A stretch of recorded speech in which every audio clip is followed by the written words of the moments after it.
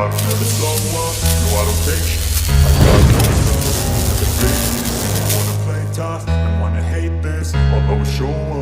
of y'all, welcome in. How you guys doing? If you guys in here, subscribe, like, share, and yeah, we're gonna get straight into it. Now this is gonna be a different than usual. I heard CNN were taking shots at my boy REN.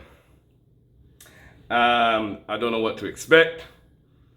Somebody gave me a phone call, was like, yo bro, have you heard? And then I went on and I think, so where he's responding, I went, yeah, I'm gonna react to this because we're not having it. We're not having a bar of it. CNN, ain't they losing subscriptions? People left, right, and center. You know what I'm saying? Ratings down in how many years? You know what I'm saying? Had to change management or whatever up in their office and they're here taking shots. I'm already not amused. You know what I'm saying? Let's go. Welcome in, everybody.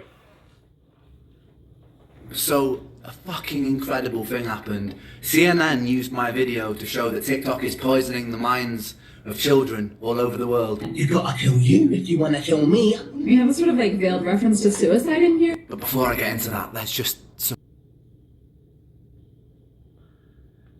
How dare they try to use him as a scapegoat for this whole TikTok, China, hacking systems, crap that they're trying to spread out here to take our brains and our minds off of what really is going on in the world. You understand what I'm saying? And they decide to go and jump on and use REN in their whole little scheme. Talking about what suicide, a vague reference. Like, no, what kind of BS is this? This is some bullshit. Now come back again. To show that TikTok is poisoning the minds of children all over the world. You gotta kill you if you wanna kill me. You have a sort of like veiled reference to suicide in here? But before I get into that, there's just some amazing things about this video that I wanted to share with you. CNN created this TikTok profile with the help of a 14-year-old and their parents before taking control of it. Why? Why did you need the help of a 14-year-old and their parent to set... CNN, you're all out here trying to use people and take shots, you know what I'm saying? But you guys needed a 14-year-old underage and their parent to set up a TikTok fake account? Like, why? Like, if anything, I'll be more worried about what's happening in your offices, trying to come all the way over here to England and be worrying what's happening over here. You know what I'm saying? Making vague references to the suicide bar he had in it. Did you listen to the rest of the fucking song? Did you hear the end of it? He starts off dark and then at the end of it there's always like some glimmer of hope. You know what I'm saying? He's going through a stage, a little dark place, but still seeking the light. Y'all drawn up. Look, shit, I'm 31 seconds in, I'm already pissed off. To set up a TikTok account. You could just set up a TikTok account, CNN, and then put your age as 14. It would have been a fucking lot easier. The Indiana AG alleges the teenagers can type partial search terms and the app will autocomplete with suggestions. Yeah, like any good search engine that has ever been invented, ever. Like, I don't know why they're saying this with sinister conspiracy undertones. It seems to be sort of giving you a guide for how to develop an eating disorder, how to restrict your eating. That's just pictures of food. A lot of parents are sitting there going, hold on a sec, I thought TikTok was about dance crazes. First of all, they're not thinking that. Second of all, wait for the head turn. Parents are sitting there going, hold on a sec. You have another depression-related video. Again, in the comments you have, I can relate to this and I'm only in middle school. I can relate to this and I'm in high school. Okay, we've got hashtag suicide, hashtag don't kill yourself.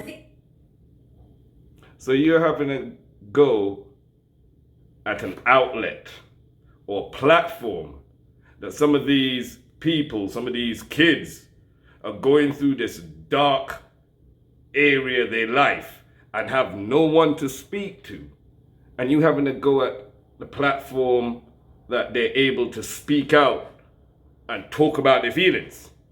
Able to hopefully get some advice or people let them know where they could turn to. You know, like, are you guys for real?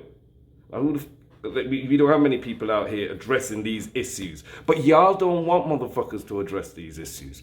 Y'all don't want people to wake up.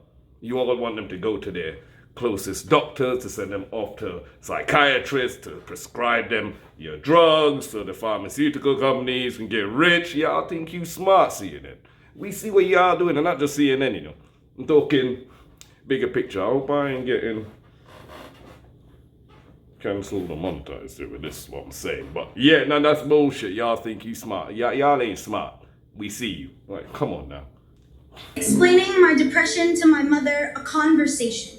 CNN flagged more than a dozen videos we came across during our experiment to TikTok. It removed 3 of them for violating its community guidelines. If you watch that whole CNN video, the sentiment is teenagers who are getting themselves TikTok accounts are then exposed to people talking about things like suicide, eating disorders, mental health problems and things like that. The ironic thing is, it looked to me like all the videos that they chose were actually resources for people trying to support people who are having suicidal thoughts or eating disorders or mental health problems. And CNN had taken all of those and gone, TikTok is making our kids want to kill themselves. It's like, all the videos have used of people who want to help that. So it's, yeah, I understand, right, that by being exposed to a lot of that sort of stuff, maybe somebody can start romanticizing it, okay? I do understand that. But I feel like CNN are just criticising it to criticise it. They're offering no real solutions to that. And they're not acknowledging the benefits of young people being able to share and express themselves and talk to each other and relate to each other when they might feel scared to do that in like a school environment or a public setting. Yeah. CNN don't seem to be offering any solutions other than total censorship. You know, like, if we just sweep that under the rug, we don't have to think about it, so it doesn't exist. Yeah, because, you know, it all benefits the bigger agenda for all the people who are deep in their pockets. Shame on you, CNN. Shame on you. You understand me? What are you doing to help the situation? Throwing all these darts and bullets and not trying to understand nothing, yeah? And no solution to the problem, but you're just making more problems. Typical. Typical. Let's go, man. It doesn't exist. Pull that back up. Pull that back up right there. Let's go. Yeah. Like a school environment or a public setting. But CNN don't seem to be offering any solutions other than total censorship. You know, like, if we just sweep that under the rug, we don't have to think about it, so it doesn't exist. Of course it still exists, you just haven't given people the resource to be able to share about it. And look, you're trying to bubble wrap all the people who have never experienced trauma to the detriment of the people who have. And my song in that bit of freight reporting was also taken out of context. It was it's a song about accepting your own critical thoughts so that you can... Like, you know what I mean? What do they call them when they have in politics and stuff, and they were doing it all over the news? I think sound bites. You know, when they try to catch a little 2-3 words, you know what I mean, a sentence, you know what I mean, and put it towards whatever their whole agenda is, and they'll write something and put the soundbite to make you think, yeah, or they'll take your whole paragraph or whatever you're saying and pull out the most negative part, and not follow it up with the rest of it, no context, and just play that, and people start thinking, oh my God, he said that. Yeah, how about listening to the whole conversation?